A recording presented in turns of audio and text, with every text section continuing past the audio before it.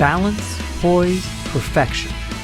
All terms that have been used to describe the very well-developed Porsche 718 Cayman PDK. Today it's competing on track with the 2019 BMW M2 Competition and 2020 Toyota GR Supra.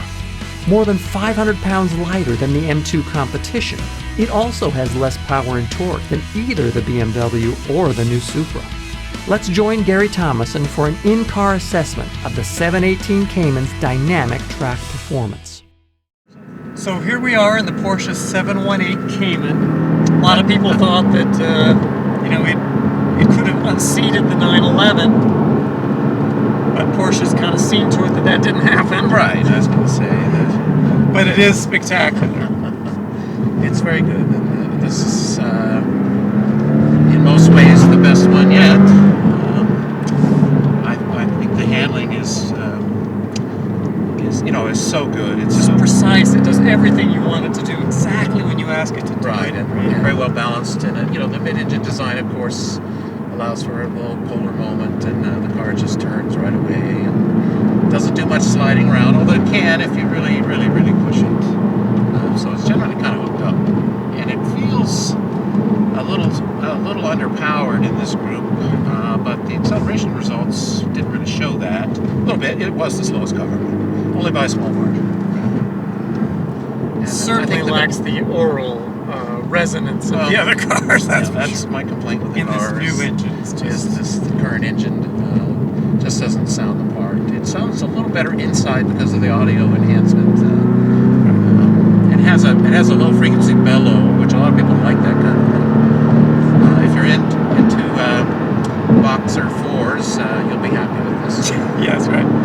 There's quite a bit of drumming sound to it. Drumming is a good way to put it. You also feel it in the steering wheel, quite surprisingly. You can feel the vibration in here, which I was expecting not to have that happen. But I do notice it. I don't really care for it. Transmission, of course, is just a magnificent, fabulous. This is a great group of transmissions here. Yep. I think the Supra's automatic's the best automatic I've driven. ZF unit that's sold in a lot of and used in a lot of different vehicles, different brands. But Toyota tuned it so well. BMW also uses that transmission, and they do a nice job of tuning it. Our car the M2 has a DCT in it, which again has been improved. I've been so impressed with how they've improved that. It used to be so awkward at low speeds, parking lot speeds, and it's much better in that respect now. And it certainly shifts very quickly. This is just, there's just no complaint with the PDK. I can't think of a negative. I really can't. How about braking compared to the other cars? Braking what? Braking compared to the other cars on track. On the track, that you notice the Supra's brakes are special. Just because you can go in deeper and brake harder. That 17-foot difference that we got between the BMW M2 and the Supra, it doesn't. That's a lot from 80 to 0. I don't think you really feel like it's that much difference on the track. And again, we ran these handling laps one lap at a time. We weren't going multiple laps, which would show differences in cooling between the different systems. So we didn't really get too much of that, although we still ran into some issues. We had to run a cooling lap, and again, street cars aren't really meant to, especially powerful street cars, aren't really meant to do lap after lap after lap at 10/10ths and have the brakes hold up. But these cars come pretty close. How about the neutrality of the chassis compared to the Supra, for instance? Is it more tendency to understeer, or? They're both very neutral.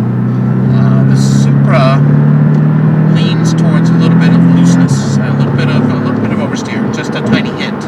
And again, that was tuned in there on purpose to make it feel really balanced on the road at road speeds, and even high rapid road speeds. And when you get out to a track, even a tight track like this, it's wonderful in these slow corners that abound at this handling track.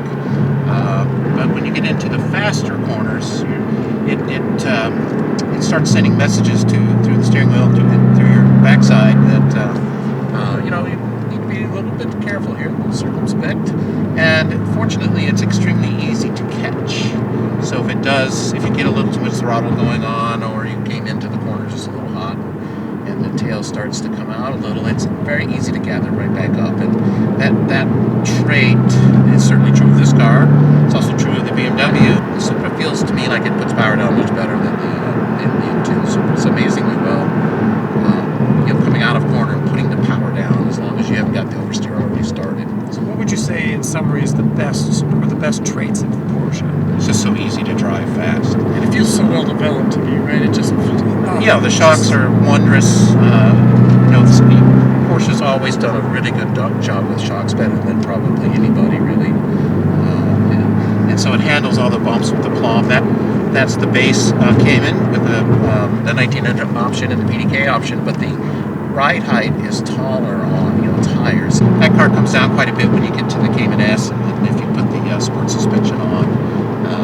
And some of the other options you get lower and lower and lower. But it's just a delight to drive, whether you're going 7/10 or you're going 10 or 10 and a half. It doesn't want to get away from you.